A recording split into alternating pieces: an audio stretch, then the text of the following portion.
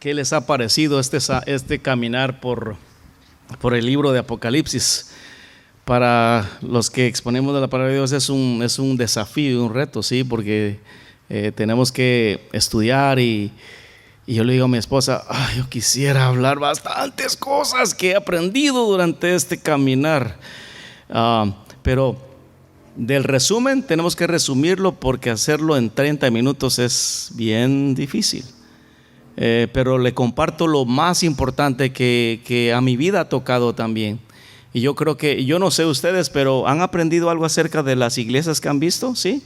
¿Han aprendido? Porque hoy son las últimas 2 iglesias. Y de esas 2 últimas iglesias, usted se dará cuenta que una de ellas usted quisiera ser, pero la otra usted no quisiera ser, ¿sí? Porque tiene consecuencias. Y consecuencias tremendas. Y trato de correr para llegar a la última iglesia para que podamos entender y captar el mensaje de lo que Dios tiene preparado para nosotros. Pero hoy vamos a sentarnos en el capítulo 3, las últimas 2 iglesias. Recordemos que la semana pasada hablamos sobre la iglesia de Sardis y también la iglesia de Tiatira. En estas 2 últimas iglesias va a notar esa gran diferencia. Y desde luego en los versículos 7 al 13 vemos la primera iglesia llamada Filadelfia. Y de los versículos 14 al 22 miraremos la iglesia La Odisea. Pero ¿cuál es la diferencia de las 2? Bueno, comencemos viendo siempre.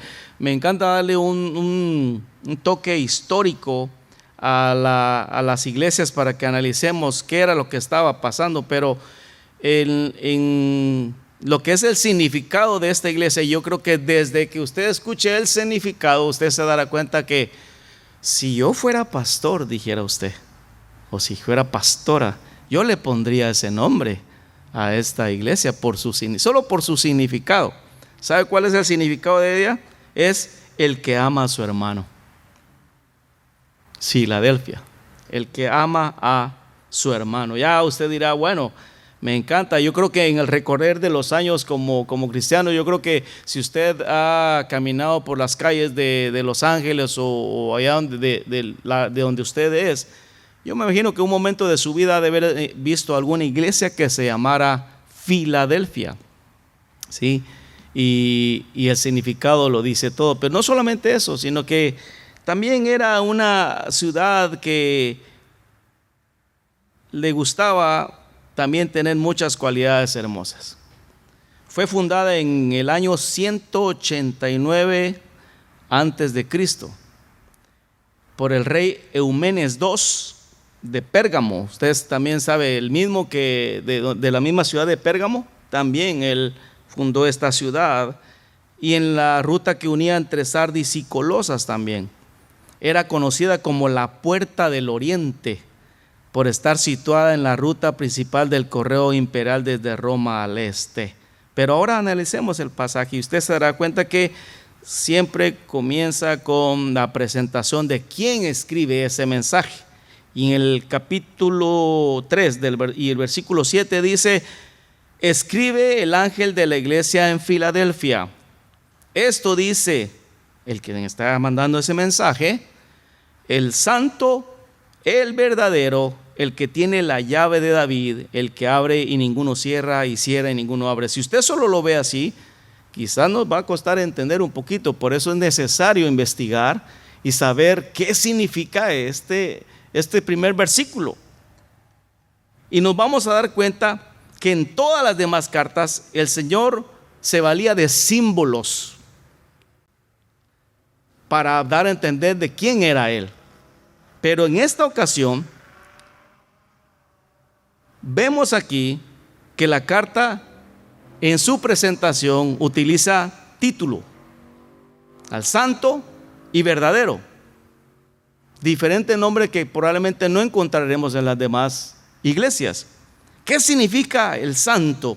Es un título que se vuelve a mencionar también en los versículos, en el capítulo 6, versículo 10, refiriéndose a Dios. Si usted lo busca ahí en sus Biblias, en el capítulo 6, versículo 10, menciona también al santo.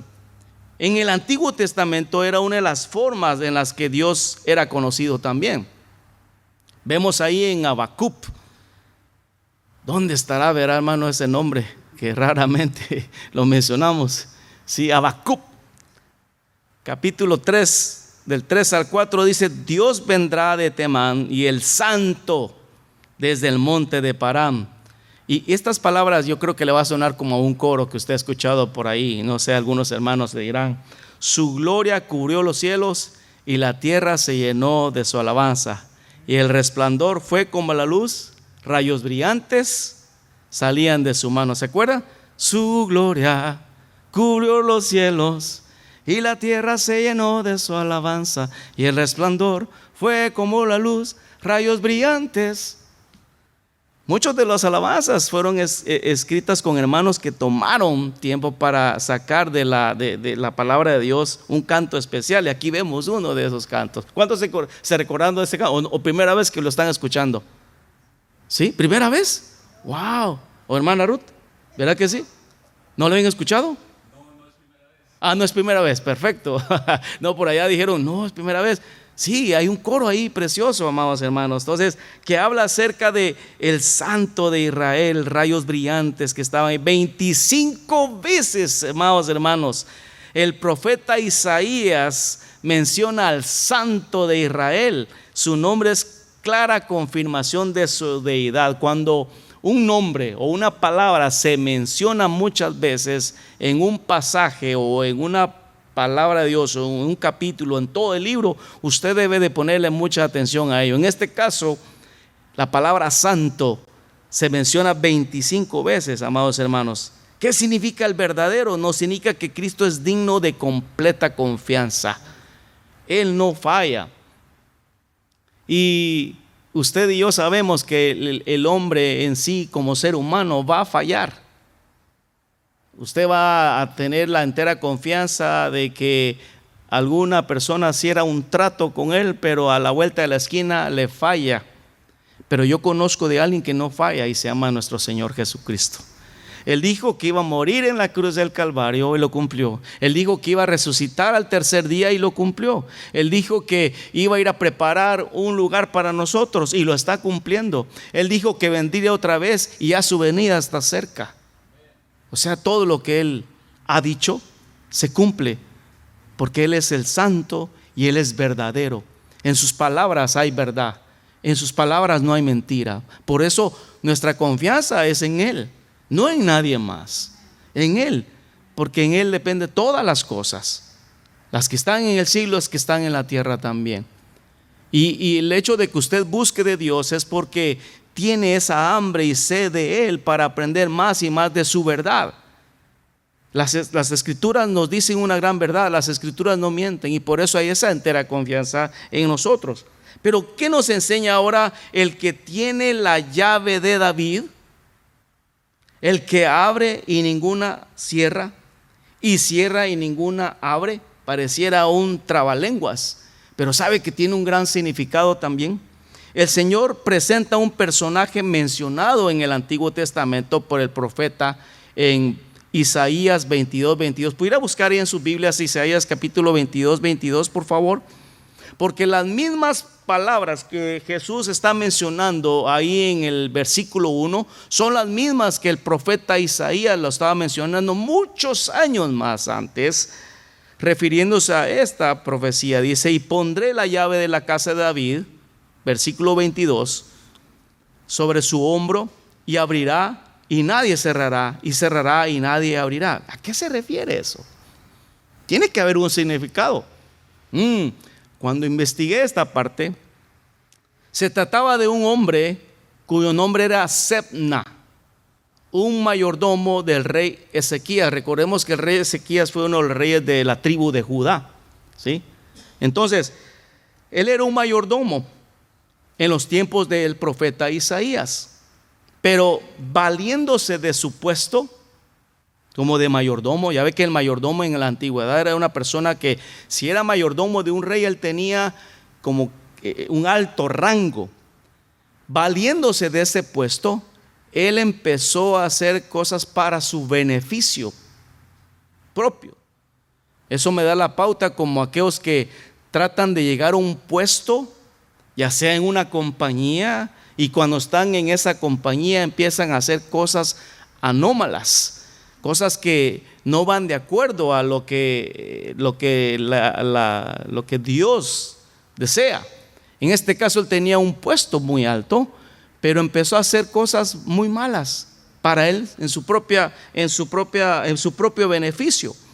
Valiendo de su puesto, había hecho cosas para su gloria y beneficio, y sería llevado como castigo a un duro cautiverio hasta morir. Esto encontré al investigar esto. Y en su lugar llegaría un hombre llamado Eliaquim. Diga conmigo, Eliaquim, justo y honrado. Qué hermoso que a usted le llamen así también. No hay como mi hermano fulano de tal, que usted puede confiar en él porque es justo y honrado. Qué lindo que digan ustedes también ahí en su trabajo, sus jefes, nuestros jefes, que digan: yo confío en fulano de tal porque es justo y honrado. Durante 20 años que ha estado aquí trabajando, no se ha robado nada, ni lo más mínimo. Ha estado ahí por 20 años. Y este Eliaquim era así. Él fue el sucesor de Sebna como mayordomo. Y entonces es acerca de él que Dios dice: pondré la llave de la casa de David sobre su hombre, y abrirá y nadie cerrará, y cerrará y nadie abrirá. Aunque aquí se nos dice qué es lo que cierra y lo que abre, vemos en el capítulo 1, versículo 18, que él tiene las llaves de la muerte de Hades también. Pero todavía nos queda algo que no entendemos. He aquí puesto delante de ti una puerta abierta, la cual nadie puede cerrar. ¿Cómo entendemos nosotros esto? Bueno, ¿a qué se refiere esa puerta? Pues podemos pensar que la puerta es la oportunidad de extender el evangelio. No sé si usted se ha dado cuenta que cuando hay la oportunidad de que el evangelio se extienda, que vamos a hacer una campaña evangelística, ahora casi ya no hay. Pero cuando antes hacía las campañas evangelísticas, las noches de adoración para atraer a más personas que no conocen del Señor, no sé si usted se acuerda que siempre había algo que interrumpía. Satanás siempre quería detener eso. Yo me recuerdo en mi país cuando era joven, hacían unas grandes carpas que parecían circos. Se armaban como que fueran circos enormes, solo que estaba destapado. Y en un campo abierto, donde jugaban campo de fútbol, ahí lo ponían. Y recuerdo que se armaba durante una semana, y la semana siguiente era la semana de campaña. Era una semana completa de campaña, en donde se invitaban a todos los que quisieran llevaban alabanza, y llegaba un evangelista. Algunas veces eran evangelistas que llegaban de aquí, de Estados Unidos, y wow, era la gran noticia: viene un evangelista desde Estados Unidos. Y entonces llegaba ahí, pero siempre había una obstrucción de parte de Satanás para que no ocurriera eso. O la ciudad decía: no se ha autorizado el permiso, o iba a llover, o qué sé yo, algo tremendo pasaba. Pero ¿sabe una cosa? Siempre habían almas recibiendo a Cristo como su único y suficiente Salvador. Entonces vemos aquí que cuando Él dice que una puerta abierta se abre, la otra puerta se cierra, es que podemos entender que lo que Él quiere decir es que las puertas del evangelio para la predicación de su palabra no se van a cerrar, porque Él es el que tiene el poder. Satanás siempre intentará cerrar esa puerta, tómelo por seguro, ¿sí? Ahorita viene una temporada de evangelismo de niños en BBS, usted lo sabe. Pero usted no se imagina, cuando todo está por lado afuera, no sabe las luchas y pruebas que ocurren alrededor o en medio de esto para que esto no se lleve a cabo. Porque sabe una cosa, Satanás no está contento. Y sabe una cosa, cuando un niño recibe a Cristo como su Salvador es bueno, porque ellos llegan con sus padres, aquellos que no han conocido de la palabra de Dios, y los traen también para que ellos reciban a Cristo como Salvador. Pero cada año cuando se hace eso, créame que Satanás quiere involucrarse. Pero una cosa sí les digo, Dios siempre está con nosotros y Él siempre dará que esa puerta se mantenga abierta, porque Dios es más poderoso que Satanás. Y aunque vengan pruebas difíciles en esos momentos, siempre sale adelante. Cada año usted lo va a ver. Nuestra amada iglesia tiene esta actividad tan preciosa en las cuales hay oportunidad de que niños vengan a los pies del Señor. Pero no solamente eso, sino que podemos ver que Jesús siempre alaba a la iglesia aquí en esta iglesia de Filadelfia. Él siempre va a conocer las obras de cada iglesia. Lo hablamos la semana pasada. Él conocía las obras malas, pero también reconocía las obras buenas de cada iglesia, porque Él las conoce. Él conoce las obras buenas que tiene Misión Ebenecer también. Y dice ahí, porque aunque Él se da cuenta de algo que estaba pasando en esta iglesia.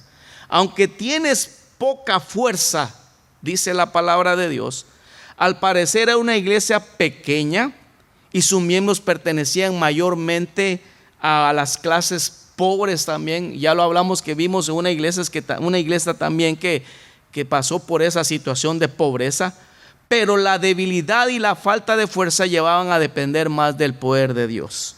Y esa es la clave, mis amados hermanos, que en tiempos de escasez, en tiempos de pobreza económica, si usted le puede llamar así, es cuando nosotros nos damos cuenta que nuestro Dios también es poderoso y Él no nos desampara, ¿sí? Fíjese que durante 2 semanas anteriormente, por algunos motivos, tuvimos algunos gastos y no me va a creer usted, pero gracias a Dios que Dios proveyó. Pero le digo una cosa, ¿cómo se dice en inglés? My pocket, mi billetera, ¿sí? Estuvo vacía por 2 semanas, ni un centavo. O sea, teníamos para comer, sí, por supuesto, pero mi billetera no tenía ni un centavo. ¿Y sabe una cosa? Alababa al Señor, glorificaba su nombre, ¿sí? No, la verdad, Dios me dio para ir al trabajo. Mi esposa siempre me prepara mi comida, no pasé hambre. Pero lo que le quiero decir es que mi billetera estaba vacía. Y no fue si hasta hace unos días que tuve la oportunidad porque también de parte del trabajo reciclo algunas cositas ahí, y llevé, y Dios me bendijo. Pero sabe una cosa, esta iglesia estaba perdiendo sus fuerzas, pero no totalmente. Dice, tienes poca fuerza, pero no la has perdido. Sigues confiando en mí y eso me agrada. Vemos ahí que has guardado, dice, no solamente eso, sino que tienes poca fuerza, yo lo sé, pero has guardado mi palabra. Vea qué lindo. Lo que debe caracterizar a un pueblo cristiano es ser obediente a la palabra. Ellos se habían mantenido, a pesar de las situaciones, fieles, sin dejarse llevar por otras enseñanzas que estaban pasando ahí. Mire, hermano, en las buenas y en las malas, la iglesia sigue caminando. Amén. En las buenas y en las malas, usted y yo seguimos caminando. No me dejará mentir, y yo sé que en sus familias ha venido escasez, porque qué familia, créame, no ha pasado por situaciones difíciles económicas, pero usted y yo sabemos que Él nos ha sostenido. Hace unos días escuché un testimonio que lo subí a las redes sociales, porque me encantó, porque se apegó a lo que un día nosotros pasamos con mi familia. Es que ella decía de que hubo un momento, la hermana decía que no había nada ni para comer, y entonces lo único que tenía un pan tostado ahí en la refrigeradora y lo fue a calentar y luego después empezó a ver entre los centavos que todavía por ahí tenía, ¿cuánto juntó? Yo me recuerdo que la cantidad, un quetzal, porque fue en Guatemala, un quetzal con 18 centavos. Y con eso fue a la tienda y compró una salchicha para dárselas a las niñas y ella también. Pero siempre ellos confiando en el Señor. Y entonces, cuando de repente ella le dijo: Señor, aquí estamos, dependemos de ti. Y tocaron a la puerta. Y llegó su mamá llevándole una despensa. Llegó también después su suegro llevándole otras 2 despensas, que dice que para la despensa que tiene para 2 días, pero dice que para que le sirvió para 2 semanas. Y me hizo llorar porque hubo un momento que nosotros ahí en Guatemala pasamos bastante escasez. Nunca dejamos de servir al Señor, nunca hemos dejado de servir al Señor. Pero recuerdo que una vez no teníamos nada, mis amados hermanos, y cuando de repente tocaron a la puerta y cuando salimos había una canasta de víveres y no sabíamos quién había sido. Luego preguntamos, ¿verdad? Pero fue una bendición cuando supimos de la hermana que nos había bendecido. No sabía que llegó en un momento precioso y que Dios la había utilizado allá. ¿Cuántos han pasado por situaciones así, mis amados hermanos? Pero que su fe no perece, siempre está ahí. Yo recuerdo una vez en un culto de oración, yo estaba hincado y sabía al Señor, así como esta ocasión. Por eso yo pasé contento y feliz que no tenía un centavo en la billetera. Pero en esa ocasión, esto es bien cierto, mis amados hermanos, de que estaba yo hincado así, con mis manos en un culto de oración. Estaba: Señor, tú sabes que no tengo nada, necesito echarle gasolina al carro, Padre. Y en eso pasó alguien, y les digo ahorita quién era, pero pasó alguien y me abrió la mano y me puso acá algo. Ella no estaba escuchando que yo estaba hablando porque estaba lejos, ¿sí? Y de repente aquella duda: wow, qué rápido me contestaste, Señor, dije yo en mi mente. Y levanté mis manos, mi vista, y veo una hermana anciana que me puso en mis manos 50 quetzales que fueron de bendición para mi vida. Ella no sabía probablemente qué estaba pasando, pero Dios le habló a ella. Pero cosas así, mis amados hermanos, los cristianos pasamos cuando nosotros, mi amado hermano, sabemos en quién está nuestra confianza. Cuando usted y yo llegamos a depender confiadamente del Señor, dice que esas fuerzas se hacen grandes porque no hemos negado su palabra. No hemos negado las promesas que el Señor dice. No hemos negado, aunque digan: mira en qué situación estás, y no que eres un aleluya. Mira, ya ni tienes trabajo. Sí, pero no hemos dejado de confiar porque Él es nuestro proveedor. Jehová Jireh, ¿sabía usted? Nuestro Jehová proveedor. Pero no solamente eso, dice que y no has negado mi nombre. Mira qué lindo. Qué hermoso cuando un cristiano no niega el nombre de Cristo aún en las adversidades, porque dice ahí: en algún momento los creyentes probablemente hayan sido tentados en esta iglesia a negar a Cristo. Recordemos que algunos gobernantes habían cambiado el nombre de esta ciudad 3 veces, pero la iglesia se había mantenido fiel. Eso es hermoso. Aunque vengan gobernantes con diferentes ideas o ideología, mis amados hermanos, qué lindo que la iglesia se mantenga para Cristo, que guarde su palabra. Habían cambios en lo que es el sistema educativo, todavía hay cambios, pero usted y yo sabemos que como padres cristianos que amamos al Señor, nosotros tenemos el deber de guiar a nuestros hijos o nietos, si los tienen ustedes, de cuál es la verdadera, valga la redundancia, verdad de nuestro Señor Jesucristo. No decir: nuestro hijo o nuestro nieto, fíjate que me están enseñando esto, qué bien, está bueno que siga así, qué bueno. No es bueno. Uno como padre o como abuelo tenemos nosotros que seguirles enseñando la verdad a nuestros hijos. Amén. Pero sabemos que en el versículo 9 del capítulo 3, Jesús hace una promesa.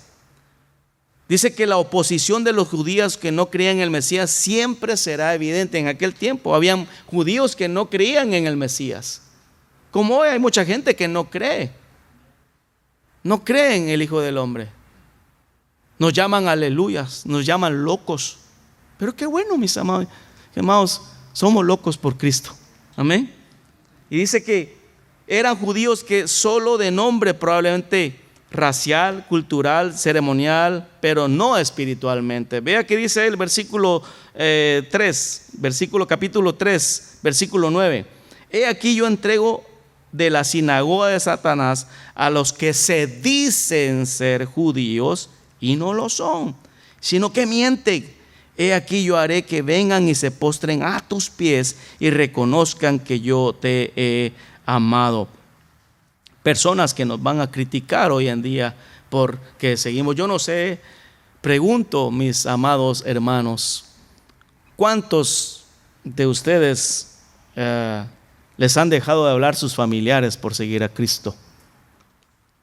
Han tenido una prueba difícil, ¿verdad? Especialmente cuando han tenido que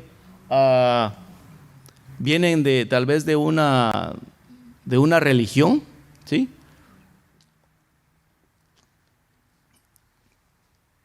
He escuchado personas que dicen: para mi vida ya te moriste.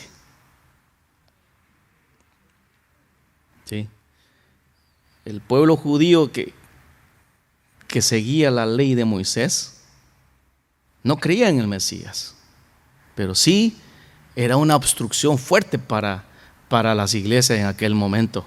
Entonces ellos, a pesar de todo eso, se mantuvieron, a pesar de la oposición, a pesar de todo eso se mantuvieron. Pero Jesús les exhorta también y le dice: he aquí yo vengo pronto. Probablemente se refiere no a la segunda venida, sino vendría a protegerles en tiempo de pruebas.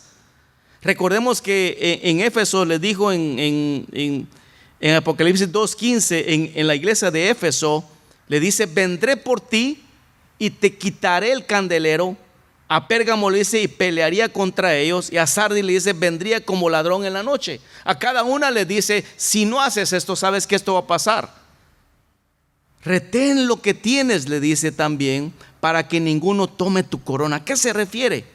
Una exhortación a cada creyente a mantenerse firme frente a las tentaciones y atracciones del mundo. Amados hermanos, el mundo va evolucionando, pero le digo una cosa: en las cosas también malas va evolucionando, y nosotros tenemos que tener mucho cuidado. En cuanto a tentaciones, vamos a tener todos los días.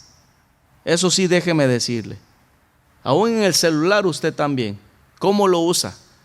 Va a tener tentaciones desde que se levanta. Pero sabe una cosa, mantenerse bien, dice: retén lo que tienes, lo que has aprendido. Pero no solamente eso, sino que viene una promesa de Jesús. Usted se da cuenta en los últimos versículos, tenemos esa confianza que Él nos dice: al que venciere. Siempre viene esa frase: al que venciere. ¿Sí? Tenemos algo, una promesa linda cuando llegamos al final de una meta.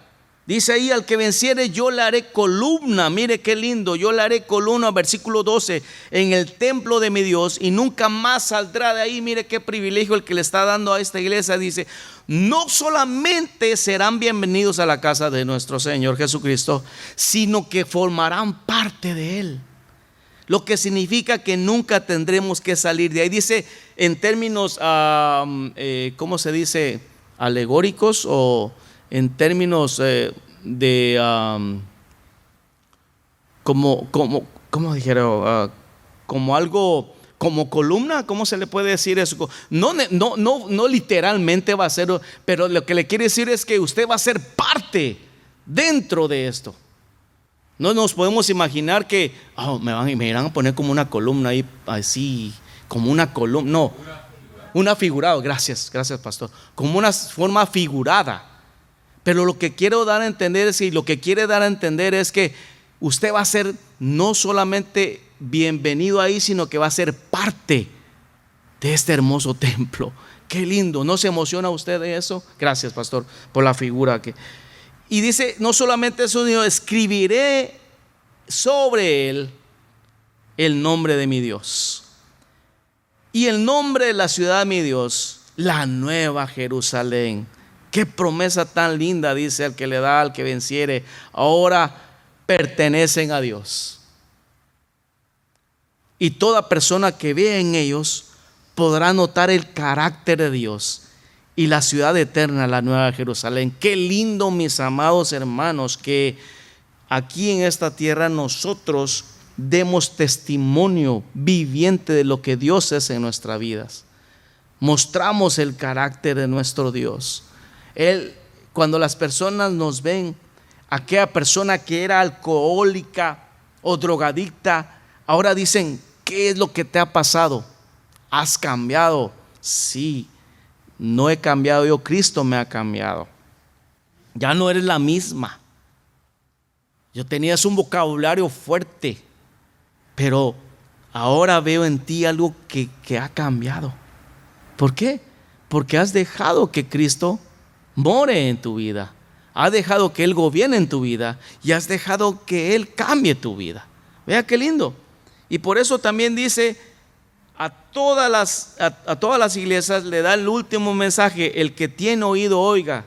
Este es un significado que no solamente era para la iglesia en Filadelfia, sino que era para todos. Hoy en día, después de más de 2000 años, estamos escudriñando las Escrituras, sabiendo que esto es para mí también. Yo lo tengo que poner en práctica. Vivir una vida llena en Cristo Jesús. Quizás sus fuerzas se están agotando, pero ¿sabe una cosa? No pierda la fe, porque usted sabe en quién ha creído. Y vemos aquí ahora esta iglesia que le ofrece esa promesa cuando Él venza. Amén. Pero ahora viene la otra parte. Esta iglesia, usted dirá: a esta iglesia que acabamos de ver, yo quiero estar en una iglesia así. Pero ahora la otra iglesia que vamos a ver ya de último es una iglesia que tiene algo que necesita cambiar.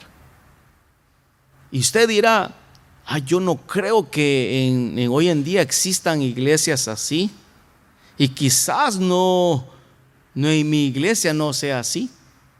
Pero ya va a ver que parte de esto también tenemos nosotros que pensar en qué hemos fallado, en qué tenemos que rectificarlo para volver otra vez al camino correcto. Veamos el último mensaje a la iglesia número 7, el mensaje a la Odisea.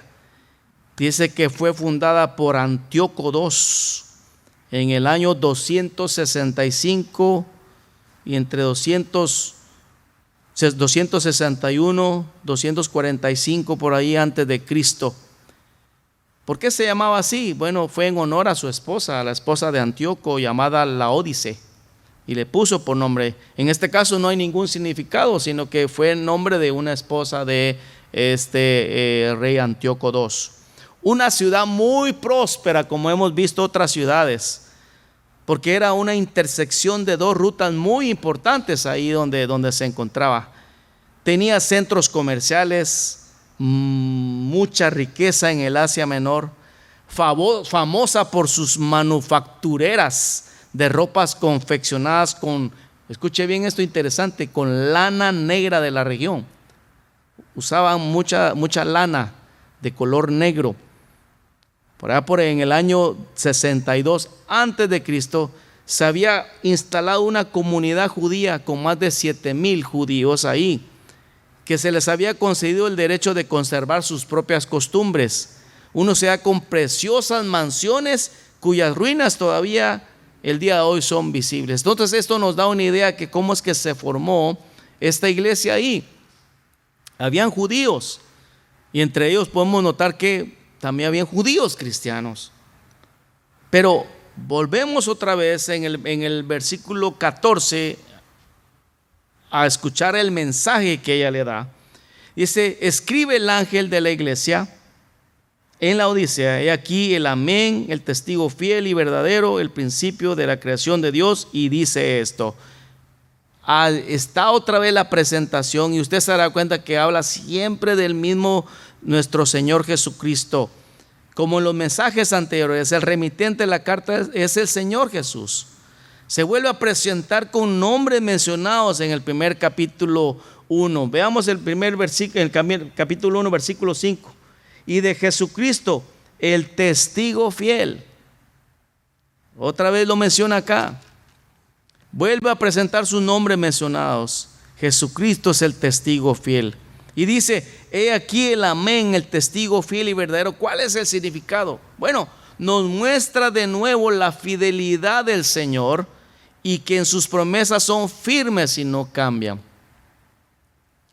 En Isaías 65:16 dice: el que bendijera en la tierra, en el Dios de verdad se bendecirá, y el que jurara en la tierra, por el Dios de verdad jurará, porque las angustias primeras serán olvidadas y serán cubiertas de mis ojos. Él nunca miente y se equivoca. Pregunto: ¿Dios le ha fallado a usted, mi amado hermano? En ninguna manera. Él no ha fallado, ni nos fallará. Por eso Él dice aquí: el testigo fiel y verdadero. ¿Qué significa el principio de la creación? Esto no significa que aquí tengan mucho cuidado, que a veces los testigos de Jehová se agarran de este versículo, ¿sí? Porque dice aquí el principio de la creación, dando a entender que Él fue creado. Tengan mucho cuidado, porque eso no significa, dice, esto significa que Jesucristo fue creado antes de los demás. Es una enseñanza equivocada por los arrianos, si usted ha escuchado acerca de estos personajes, o los testigos de Jehová, que hoy se llaman así, o los mormones en el presente, que ellos tienen el concepto de que Jesucristo no es Dios y que fue creado. No significa eso. Aquí nos muestra de nuevo su gran autoridad y dominio de Cristo. Tiene sobre toda la creación por haber sido un creador, no creado. Un creador. Por eso dice Juan capítulo 1 versículo 13: todas las cosas por Él fueron hechas, y sin Él nada de lo que ha sido hecho fue hecho. Punto final. Nuestro Señor Jesucristo no fue creado, Él fue creador. Él es parte de la Trinidad. Por eso usted y yo tenemos que tener puestos los pies firmes cuando alguien nos diga esto, porque allá afuera anda mucha gente diciendo: Jesús fue un profeta más. Jesús no es parte de la Trinidad. Y aquellos que no escudriñan la palabra, así van como al matadero. Pero cuando usted y yo sabemos que nosotros creemos en que Él es parte de la Trinidad, Dios Padre, Hijo y Espíritu Santo, una sola persona en tres. Qué lindo, ¿verdad? Amén. Pero Cristo no solamente hace eso, sino Cristo los amonesta a su iglesia. Y aquí es donde usted quiero que ponga atención, porque dice Él: yo conozco tus obras, que ni eres frío ni caliente. Dios bendito. Que Jesús le diga así a alguien, que eres tibio. ¿Por qué? A Dios no podemos engañar, mis amados hermanos. ¿Cómo está tu corazón? Yo no lo conozco, pero Cristo sí lo conoce. Usted no conoce mi corazón, pero Cristo sí lo conoce. Por eso tenemos que tener cuidado si lo que hacemos cotidianamente realmente lo estamos haciendo con el corazón, con gusto para el Señor. Pero veamos qué era lo que estaba haciendo ellos. Dice: se da cuenta que el verdadero estado espiritual de cada persona no estaba bien. Las palabras pueden indicar otra cosa, pero Dios nos dice, afirma que por sus frutos se conoce el árbol. ¿Qué dice Mateo capítulo 7 versículo 16? Por sus frutos se conoce un árbol. Ni frío, dice, ni fríos ni caliente. En otras palabras dice: ni odiaban ni amaban. No había pasión por nada, ni por lo bueno ni por lo malo. Estaban así, tranquilos. como si nada pasara. ¿Había pecado? Bueno. ¿Adoraban? También. No tiene nada de malo. Pero ¿cuál es la consecuencia de ser así, mis amados hermanos? Dice un contraste con la iglesia de Éfeso, en el cual le dice: los creyentes odiaban las falsas doctrinas, pero no amaban. En la primera que Pastor César predicó. Tiatira, amaban a las personas, pero no odiaban los errores doctrinales. Y aquí, como dicen, ni fu ni fa. Tremendo. Y tiene consecuencia. Es interesante, porque le dice: por cuanto eres tibio y no frío ni caliente. Ay, hermanos, que diga así al Señor Jesús: te vomitaré de mi boca. Si esta iglesia persistía en esta actitud así, el Señor los vomitaría de su boca. Qué triste va, amados hermanos, que el Señor haya visto esta acción de esta iglesia y se diera cuenta. Dice que esta iglesia hacía enfermar al Señor. No estoy diciendo literalmente, pero en este caso, porque alguien que está malo del estómago, por decirle algo, ¿qué es lo que pasa? Necesita sacar algo, lo malo que está ahí, y lo saca, ¿sí? Pero es figurativo, como dice Pastor Melvin, es figurativo. Pero dice: así enfermar al Señor por su actitud y tibieza le resultaba insoportable. El Señor no tolera la tibieza, mis amados hermanos. No tolera eso. O eres o no eres, como dice Pastor César, me dice cuando y eres cristiano, más o menos. Me llevan a la iglesia. Cuidado, porque un día estará en la presencia de Dios y Dios mismo le va a decir: aquí no está tu nombre inscrito. Yo iba todos los días, yo abría el templo, o yo estoy desde que se fundó la iglesia. Estoy hablando en cualquier iglesia, yo desde que tengo 50 años en el evangelio.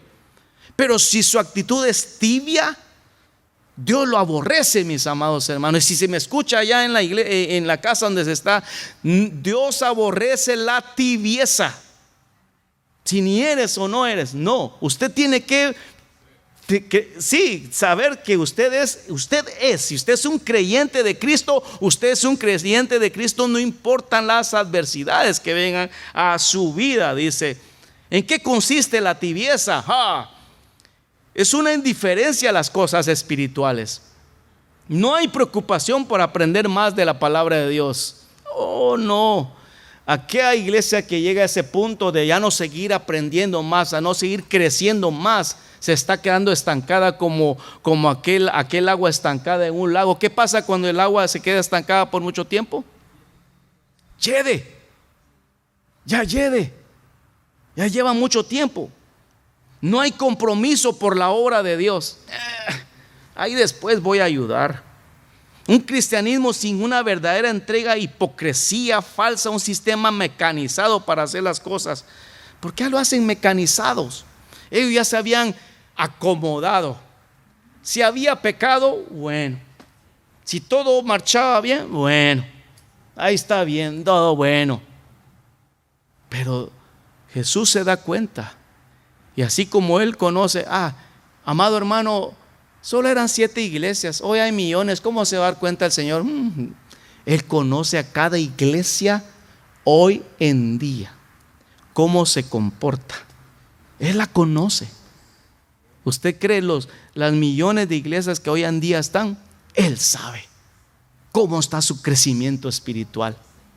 Por eso dice: un cristianismo sin una verdadera entrega, llena de hipocresía falsa, en un sistema mecanizado que ya solo lo hacen por motorizado, robotizado ya. Dice: yo soy rico y me he enriquecido y de ninguna cosa tengo necesidad. Ellos mismos lo estaban proclamando porque se habían estancado en un momento. Dese cuenta, cuando una iglesia llega a ese punto, huya de ella, por favor. ¿Cómo llegaron ellos a esa situación? Ellos mismos dan esa respuesta con sus propias palabras. Se dan su golpe aquí en el pecho, se felicitan. Así mismo somos. Miren nuestros logros. Miran esas grandes estructuras enormes. Miran qué lindo, aquí estamos. Pero, ¿y por qué tienes aquellas personas que andan en adulterio? Pues, sí, son los que dan más dinero. Hay que tenerlos ahí. No, amados hermanos. Una iglesia así se vuelve tibia cuando ya no tiene temor del Señor. Dice ahí, se felicitan a sí mismos por sus logros, no tenían necesidad de ninguna cosa. Cuando una iglesia llega a ese extremo, es de preocuparse. Habían puesto su confianza en su riqueza, no en Dios. Y dice, y no sabes que tú eres, hermanos, tú eres un desventurado, miserable, pobre, ciego y desnudo. Mira todas las características que le estaba diciendo a él. Él estaba diciendo, están tan ocupados, dice, pensaban que eran una congregación envidiable, pero en realidad eran dignas de lástima y compasión.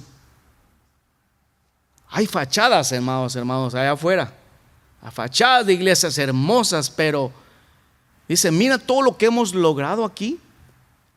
Porque aquel fulano de tal que no sé qué tan cierto sea una iglesia enorme en Guatemala que fue auspiciada por personas no muy gratas. Una gran iglesia en Guatemala. Solo Dios va a tratar. Pero cuando una iglesia se construye con puro materialismo, anómalamente, va a la perdición. Pero cuando una iglesia se construye con amor, con fe, servicio de parte del Señor, como ya escuchamos a la iglesia anterior, va creciendo, mis amados hermanos. Esta iglesia no. Esta iglesia tenía sus cosas, dice ahí, quizás solo tenían riqueza, pero eran pobres y ciegos porque no admitían su situación. Estaban siempre cegados porque la riqueza los entorpecía. Y hay que tener mucho cuidado cuando la riqueza te entorpece a ti tu vida espiritual. Por eso dice, Jesucristo hará un llamado al arrepentimiento. Dice, yo te aconsejo que de mí compres oro refinado en fuego para que seas rico. ¿Qué significa eso? Estaban tan ocupados ganando dinero y comprando cosas que se habían olvidado del verdadero negocio de la vida.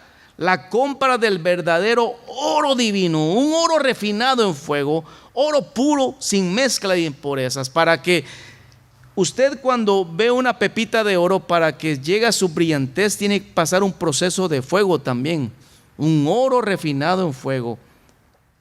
Dice, vestiduras blancas para vestirte y que no se descubra la vergüenza de tu desnudez. Esta era una ciudad famosa.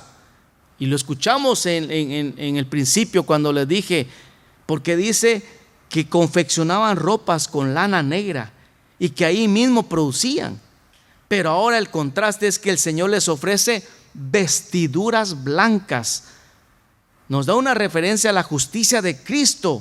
En otras palabras, no se refiere a las vestiduras literales, otra vez eso es figurativo, sino a ser revestidos por Cristo Jesús. Él les dice, yo les voy a dar vestiduras blancas, que significa revístanse de mí, olviden las riquezas, yo soy su Dios, arrepiéntanse, no confíen en las riquezas, no confíen en un segundo término, sino que solamente confíen en mí. Y hay iglesias así hoy en día, mis amados hermanos. Vea que dice Gálatas 3:27, porque todo lo que habéis sido bautizados en Cristo, de Cristo estáis revestidos. Yo sé que todos los que estamos aquí hemos sido revestidos por Cristo Jesús. ¿Cuántos dicen amén a eso, amados hermanos? Y por último dice, unge tus ojos con colirio para que veas. ¿Sabe una cosa?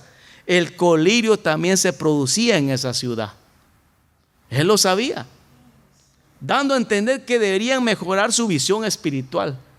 Muchas veces las personas, aquellas que no hay un crecimiento espiritual y necesitan más y más del Señor, le dice uno: ten fe, ten fe. Sí, pero es que tú no sabes. Ten fe, vamos a orar por ti, vamos adelante. No, pero tú no sabes. Está ciega porque no ve el poder de Dios en sus vidas. No confían en Dios, no confían en aquel Dios sanador de sus vidas. Por eso nosotros debemos de tener esa confianza en el Señor. Dice: un discernimiento espiritual que solamente viene a través del Espíritu Santo. ¿Qué tan importante es que veamos bien y apreciamos bien la hermosura de Dios? Es bien importante, mis amados hermanos. Les da una exhortación. Cristo le dice: he aquí yo estoy. Y uno de los mensajes que probablemente de evangelismo es, pero realmente aquí no es para evangelismo. Porque usted dice, cuando el evangelista dice, como dice Apocalipsis 3:20, he aquí yo estoy a la puerta y llamo, si alguno... Sí, pero en este es otro significado el que está. Los evangelistas lo ocupan mucho al decir este versículo, y es bueno, pero tiene este significado. Escuche bien esto, amados hermanos. He aquí yo estoy a la puerta y llamo. Si alguno oye mi voz, se abre la puerta, entraré a él y cenaré con él y él conmigo. Y por eso tiene este significado. He aquí, por aquí en realidad la situación de la iglesia era muy grave. El Señor ya no estaba en medio de la iglesia. Él se encontraba afuera de la iglesia. Y eso es penoso, mis amados hermanos. Es más, dice que Él tiene necesidad de: hey, aquí estoy, abran la puerta, yo quiero entrar. Qué tremendo, amados hermanos, cuando una iglesia llega a ese punto de que toda serie de actividades, todo lo que se enrola, no está Dios. Lo tienen afuera. Y Él tiene que decir: hey, aquí estoy, ábranme la puerta, yo quiero entrar, quiero convivir con ustedes, quiero ser parte de lo que están haciendo. Eso significa este versículo. Muchas iglesias están tan preocupadas en otras cosas, en hacer dinero, que en lo que menos están pensando en atraer más almas para Cristo, en ganar más almas para Cristo. Y tenemos que tener mucho cuidado en eso, mis amados hermanos. Es algo insólito que una iglesia o una persona que no necesita a Cristo lo deje fuera de su entorno. ¿Usted quisiera dejar a Cristo de su vida, fuera de su vida? ¿Verá que no? Nosotros no queremos. Siempre queremos que Él esté ahí con nosotros, porque sin Él nada somos. Una vez un profesor que me dio clases me dijo y me dejó esto importante. Dice él que desde los 12 años él empezó a beber licor y se volvió un alcohólico.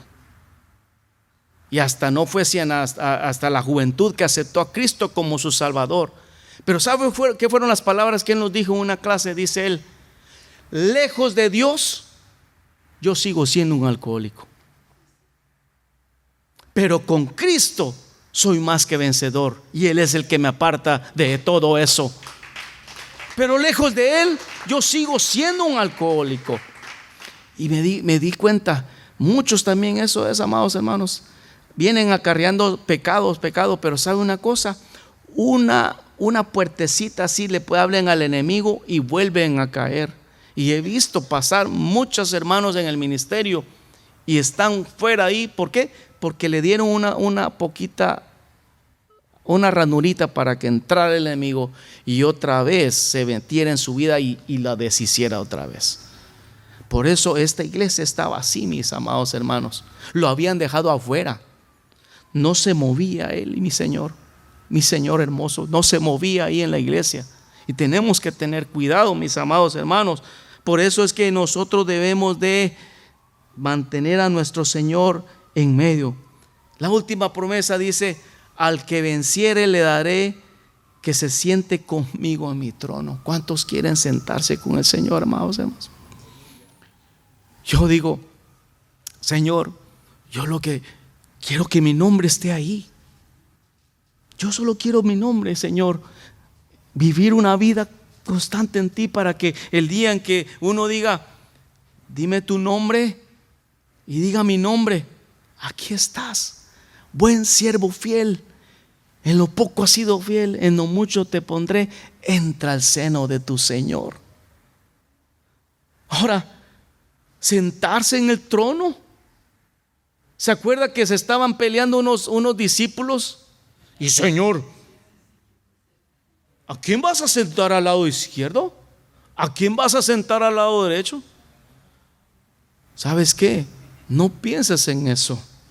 Primero piensa en vivir una vida plena en Cristo Jesús.